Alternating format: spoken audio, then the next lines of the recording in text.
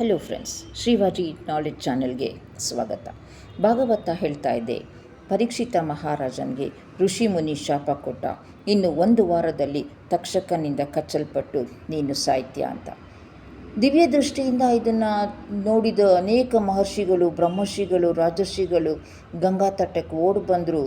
ವಸಿಷ್ಠ, ಅತ್ರಿ, ಚವನ, ಕೃಪ, ಅರಿಷ್ಟ, ವಿಶ್ವಾಮಿತ್ರ, ಮೈತ್ರೇಯ, ಭೃಗು, ಪರಾಶರ, ಭಾರದ್ವಾಜ, ಪರಶುರಾಮ, ಗೌತಮ, ಕಶ್ಯಪ, ವೇದವ್ಯಾಸರು, ನಾರದರು, ಪಿಪ್ಪಲಾದರು, ಅಗಸ್ತ್ಯರು ಎಲ್ಲರೂ ಓಡಿ ಬಂದರು.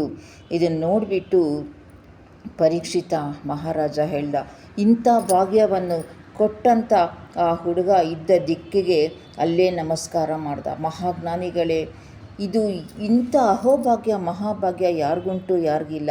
ಈಗಲೇ ತಕ್ಷಕ ಬಂದು ಕಚ್ಚಿ ಕೊಂದರೂ ಕೂಡ ಚಿಂತೆ ಇಲ್ಲ.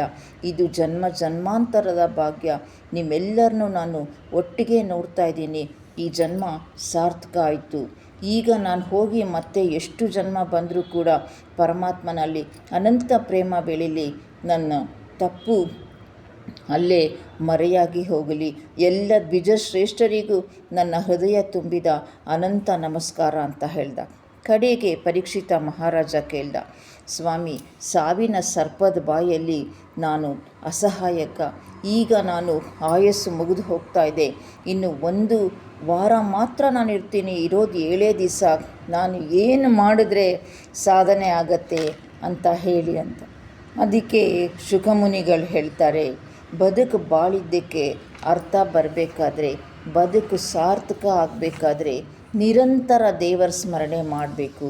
ಯತ್ ಕೀರ್ತನಂ, ಯತ್ ಶ್ರವಣಂ, ಯದೀಕ್ಷಣಂ, ಯದ್ ವಂದನಂ, ಯತ್ ಸ್ಮರಣಂ, ಯದರ್ಹಣಂ ಲೋಕಸ್ಯ ಸದ್ಯೋ ವಿದನೋತಿ ಕಲ್ಮಷಂ ತಸ್ಮೈ ಸುಭದ್ರ ಶ್ರವಸೆ ನಮೋ ನಮಃ. ದೇವರ ಸ್ಮರಣೆ ಮಾಡೋದು ಹೇಗೆ ಮಾಡಬೇಕು ಅಂತ ಹೇಳಿದ್ರೆ, ಅಂತ್ಯಕಾಲದಲ್ಲಿ ಮಾತ್ರ ಅಲ್ಲ, ಯಾವಾಗಲೂ ಪ್ರತಿ ಕ್ಷಣದಲ್ಲೂ ಭಗವಂತನ ಕಡೆಗೆ ಮನಸ್ಸು ನಿರಂತರ ಹರಿತಿರಬೇಕು.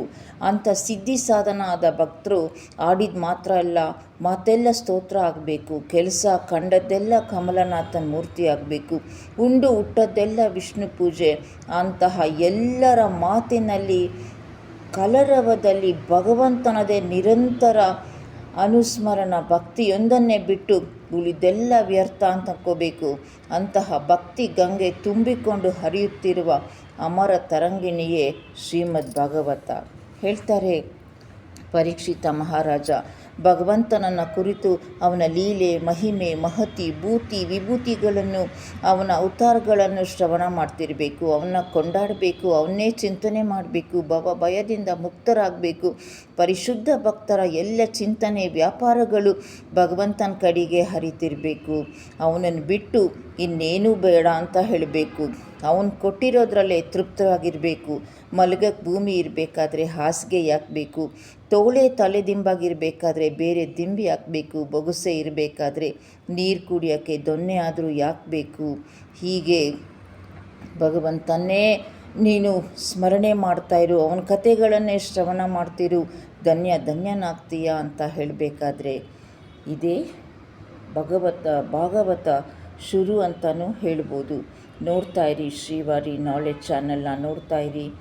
ಚಾನಲ್ನ ಎನ್ಕರೇಜ್ ಮಾಡಿ. ಹೀಗೆ ಕಂಟಿನ್ಯೂಸ್ ಆಗಿ ಭಾಗವತಗಳನ್ನು ಕೇಳ್ತಾ ಇರೋಣ. ಧನ್ಯವಾದಗಳು.